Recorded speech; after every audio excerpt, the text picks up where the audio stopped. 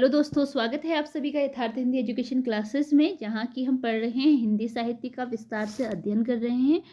और काल विभाजन में इतिहास ग्रंथ इससे पहले पढ़ लिए हैं हमने, जो मुख्य लगभग सभी सारे इतिहास ग्रंथ पढ़ लिए हैं। तो काल विभाजन में जॉर्ज ग्रियर्सन का काल विभाजन और मिश्र बंधुओं द्वारा किया गया काल विभाजन पढ़ लिया है। उससे आगे आज है आचार्य रामचंद्र शुक्ल द्वारा काल विभाजन और नामकरण। आचार्य रामचंद्र शुक्ल ने काल विभाजन और नामकरण इस प्रकार किया था। पहला काल उन्होंने दिया है वीरगाथा काल, जो कि आदिकाल है। आदिकाल को इन्होंने वीरगाथा काल नाम दिया है, जिसका समय शुक्ल जी के द्वारा संवत 1050 से 1375 विक्रमी बताया गया है। उसके बाद दूसरा काल भक्तिकाल के नाम से, पूर्व मध्यकाल को भक्तिकाल नाम दिया है आचार्य रामचंद्र शुक्ल जी ने, जिसका समय उन्होंने संवत 1375 से 1700 विक्रमी बताया है। उसके बाद आता है तीसरा काल रीतिकाल, जिसे कि उत्तर मध्यकाल कहा जाता है। तो इसका समय इन्होंने 1700 से 1900 विक्रमी का बताया है। और अंतिम काल आता है गद्यकाल, जिसे आधुनिक काल के नाम से जाना जाता है। उसे शुक्ल जी ने गद्यकाल नाम दिया है, जिसका समय संवत 1900 से 1984 विक्रमी इन्होंने बताया है।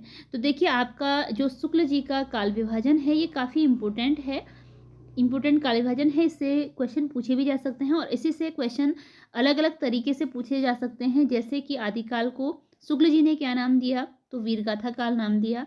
आदिकाल का समय निर्धारण उन्होंने वीरगाथा काल नाम का समय निर्धारण कब से कब तक किया, तो यह है। उसके बाद पूर्व मध्यकाल को क्या नाम दिया, भक्तिकाल। उत्तर मध्यकाल को नाम दिया रीतिकाल। और शुक्ल जी के अनुसार आधुनिक काल का नामकरण क्या किया गया है, तो गद्यकाल। और इनका समय, तो ये काफ़ी इम्पोर्टेंट टॉपिक है। इसे अवश्य आप ध्यान से याद कीजिएगा, पढ़िएगा। अगला देखिए, काल विभाजन है डॉक्टर रामकुमार वर्मा जी का। इनका काल विभाजन और नामकरण इस प्रकार है। पहले इन्होंने प्रारंभिक काल नाम दिया है, जिसके 2 भाग बताए हैं। 2 भागों में इसका विभाजन किया है, एक संधि काल और दूसरा चारण काल।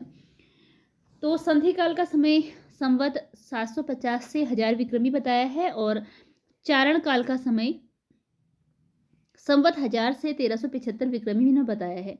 चारण काल नाम आदिकाल को ग्रियर्सन के द्वारा भी दिया गया है। ग्रियर्सन ने भी आदिकाल को चारण काल नाम दिया है, पर रामकुमार वर्मा ने इसे प्रारंभिक काल नाम देते हुए इसके 2 भाग किए हैं। ठीक है, एक भाग में संधि काल और दूसरे भाग में चारण काल।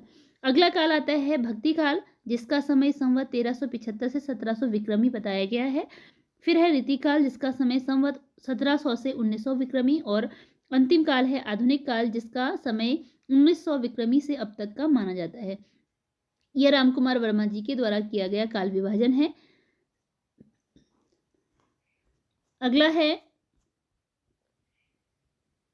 काल विभाजन आचार्य हजारी प्रसाद द्विवेदी के द्वारा किया गया। आचार्य हजारी प्रसाद द्विवेदी ने आदिकाल नाम दिया है, जो कि सर्वसम्मत नाम है, मतलब कि अधिकतर विद्वानों के द्वारा आदिकाल नाम ही स्वीकार किया गया है। और संवत 1000 से 1350 विक्रमी का समय इन्होंने बताया है इसमें। दूसरा काल आता है भक्ति काल, जिसका समय संवत 1350 से 1700 विक्रमी बताया है। और तीसरा है रीतिकाल, जिसका समय संवत 1700 से 1900 विक्रमी।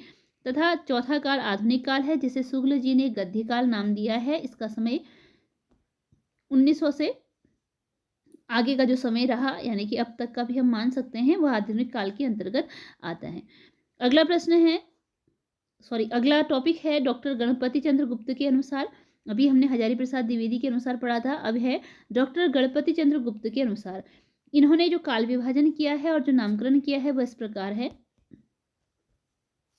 पहला नाम आदिकाल दिया गया है, सन 1184 से 1350 का समय मानते हैं ये आदिकाल के अंतर्गत। दूसरा पूर्व मध्यकाल है, जिसका समय ये मानते हैं 1350 से 1600 ईस्वी तक। और तीसरा उत्तर मध्यकाल है, जिसका समय 1600 से 1857 माना गया है। और लास्ट आता है आधुनिक काल, जिसका समय 1857 से अब तक का माना गया है। यह काल विभाजन है ये डॉक्टर गणपति चंद्र गुप्त के अनुसार। और अगला है डॉक्टर नगेंद्र द्वारा संपादित ग्रंथ हिंदी साहित्य का इतिहास का काल विभाजन एवं नामकरण। डॉक्टर नगेंद्र के द्वारा इस ग्रंथ का संपादन किया गया है, हिंदी साहित्य का इतिहास। तो इसमें क्या नामकरण, क्या काल विभाजन रहा था? आदिकाल 7वीं सदी से के मध्य से 14वीं सदी के मध्य तक माना गया है। भक्तिकाल 14वीं सदी के मध्य से 17वीं तक के मध्य तक माना गया है और रीतिकाल 17वीं से 19 के मध्य तक माना है। आधुनिक काल को 19वीं के मध्य से अब तक माना जाता है। इसके अतिरिक्त नगेंद्र जी ने जो ये है पुनर्जागरण काल भारतेंदु युग को कहा है और जागरण सुधार काल द्विवेदी युग है। छायावाद युग और छायावादोत्तर युग इसके अंतर्गत आता है, जिसका समय 1857 से 1900 भारतेंदु युग का, द्विवेदी युग का समय 1900 से 1918 का, जिसे जागरण सुधार काल भी कहा जाता है। एक आपका क्वेश्चन ये भी है कि पुनर्जागरण काल किसे कहा जाता है? भारतेंदु युग को। जागरण सुधार काल कहा जाता है द्विवेदी युग को। उसके बाद छायावाद है 1918 से 1938 के समय का और छायावादोत्तर युग आता है।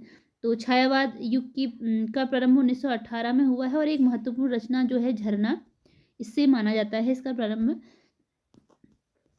छायावादोत्तर काल में भी इसके दो भाग हैं, प्रगति प्रयोग काल और 1938 से 1953 ईस्वी का, और नवलेखन काल 1953 से अब तक का माना जाता है।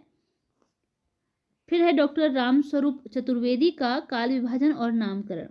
डॉक्टर रामस्वरूप चतुर्वेदी ने काल विभाजन इस प्रकार किया है